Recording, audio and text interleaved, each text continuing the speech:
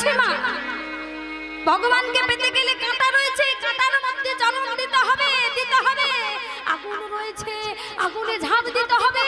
যদি না ঝাঁপ দাও তুমি ভগবানকে পাবে না, তুমি ভগবানের কাছে যেতে পারবে না, তুমি ভক্ত হতে পারবে না। বলো না গো রাধে রাধে। যত কাঁদবে তত তোমার কাছে আসবে ভগবান, তত তোমার কাছে গৌরী আসবে।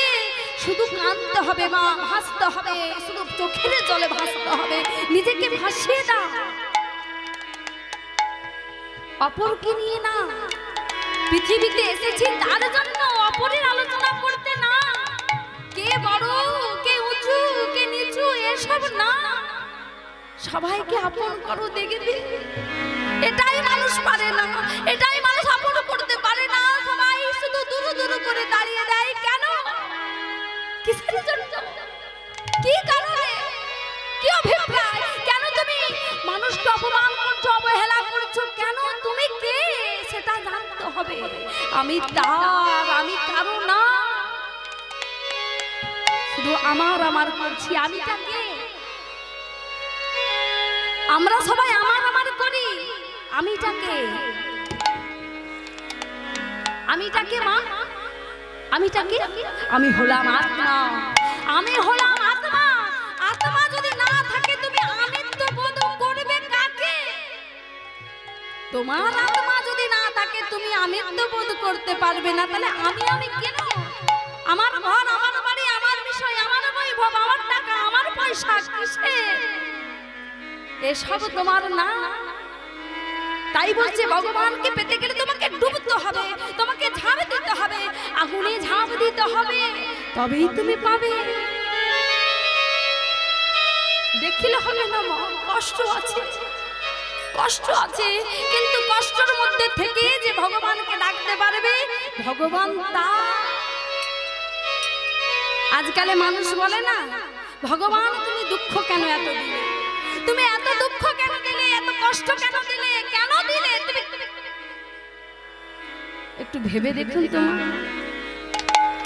জন্ম মৃত্যু, জোয়ার ভাটা, দিন এবং রাত্রি, দুঃখ এবং সুখ, এই দুই বৃত্তি নিয়েই তো আমাদের জীবন।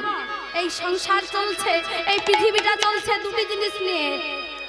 আচ্ছা বলুন তো মা, যখন দিনটা এলো তখন আপনারা জানেন যে রাত্রিটা আসবে, হ্যাঁ কি না? জানেন তো? তাহলে দিনটা যখন এলো আপনারা জানেন যে রাত্রিটা আসবে, তখন কিন্তু কেউ প্রশ্ন তুলে না, কেন দিনটা এসেছে দিনটাই থাক, রাত্রিটা কেন আসবে? একটু ভেবে দেখুন মা, দিনটা এসেছে দিনটাই থাক, রাত্রিটা কেন আসবে? কিসের জন্য? দিনটাই থাক না, কেউ তো আমরা প্রশ্ন তুলি না। তবে মানুষের যখন সুখ আসে, মানুষ যখন সুখ পায়, তখন সুখের পর যে দুঃখটা আসবে এটা মানুষ কেন প্রশ্ন তুলে বলে? আরে তোমার সুখ এসেছে, তারপর তো তোমার দুঃখ আসবে, তুমি এটা নিয়ে প্রশ্ন তোলার কোনো দরকার নেই। তুমি তুলো কেন প্রশ্ন? এটাই মানুষ বুঝতে পারে না। আরে সুখ যখন এসেছে দুঃখও আসবে, এটা আমাদের মেনে নিতে হবে। তা জন্ম যখন হয়েছে মৃত্যুটা তো হবে, হ্যাঁ? কেউ তো আমরা চিরকাল এখানে থাকবো না, আরে যেতে তো হবে, এটা আমাদের মেনে নিতে হবে। এটাই মানুষ পারে না। তাই ভগবানের চরণে নিজেকে ভাসিয়ে দাও, নিজেকে ডুবিয়ে দাও, প্রেমে জলে ভাসো, নয়ন জলে ভাসো, দেখবে ভগবান তোমার হয়ে যাবে। নিতাই গৌর হরি।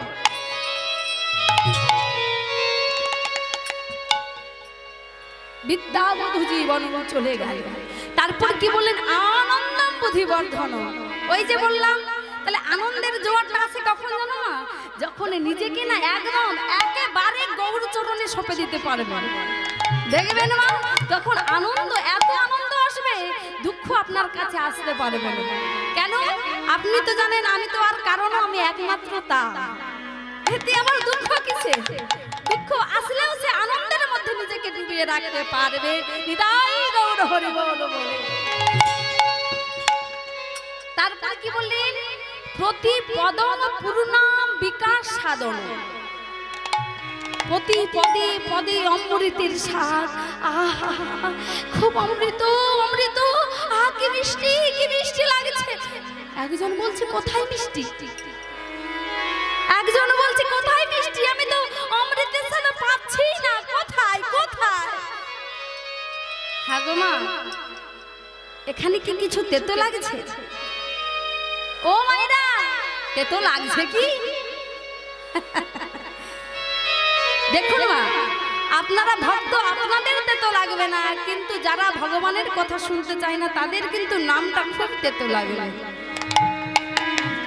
কেমন জানে, এখন একটা রোগীর এমন রোগ হয়েছে, ডাক্তার বাবুর কাছে এসে বলছে, ও ডাক্তার বাবু,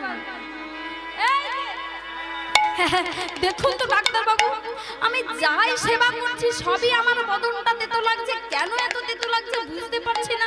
ও ডাক্তার বাবু, আমার কি রোগটা হয়েছে একটু ধরে দেন তো। ডাক্তার বাবু রোগীকে দেখে বলে, ও গো তোমার রোগ আমি ধরে ফেলেছি। বলে কি রোগ হয়েছে, কি রোগ বলো বলো ডাক্তার বাবু, কি রোগ হয়েছে? বলে তোমার পিত্তনাশ হয়েছে। আমার পিত্ত বললে তেতো লাগে না বদনটা? বলো তোমার পিত্তনাশ হয়েছে, তবে এক কাজ করো, এটা সেরে যাবে কিছু না, তুমি সকাল সকাল ওই মিছরি ভেজানো জলটা খেও। কি ভেজানো? মিছরি। বাহ, দেখবি ও ডাক্তার বাবু আর বলবেন না, কত মুঠো মুঠো মিছরি, কত চিনি, কত বাতাসা চিবিয়ে যাচ্ছে, কিন্তু বদনে এক ফোঁটাও মিষ্টি লাগছে না, কেন বলুন তো? ডাক্তার বাবু বলে, চুপ কর, মিছরি তেতো, শোন তোর বদনটা তো, তোর বদনটা তেতো বলে তুই মিছরিকে তেতো বলছিস। আমার মিছরি কি তেতো হতে পারে? তবে হ্যাঁ, এক কাজ কর, ওই তেতো লাগছে বলে আবার বন্ধ করে দিস না, তুই চালিয়ে যা। সকালে উঠে উঠে ওই মিছরি ভেজানো জল তুই সেবা করতে থাক, খেতে খেতে দেখবি তোর বদনটা এমন মিষ্টি ভাব লাগবে, তুই ধুয়ে ফেললেও তোর মিষ্টি ভাব যাবে না। চালিয়ে যা। ঠিক তেমনি মা, ভগবানের গুণকীর্তন, নাম কীর্তন, লীলা কীর্তন, ভোগারতি, সন্ধ্যারতি, ভাগবত পাঠ যেখানে নাম হোক না কেন যাবে না মা, তেতো বলে আবার বন্ধ করে দেবেন না। দেখবেন নাম শুনতে শুনতে, নাম করতে করতে, নাম শ্রবণ করতে করতে যখন দেখবেন ওই তেতো ভাবটা চলে গিয়েছে, অমৃতের স্বাদ আসছে, অমৃতের স্বাদ, তখন মনে ভাববেন আমার রোগটা সব মুক্ত হয়ে গেছে।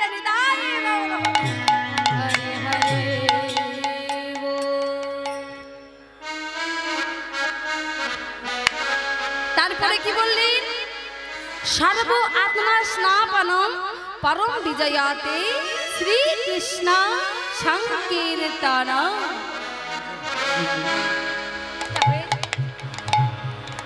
তাহলে কি বোঝা গেল মা?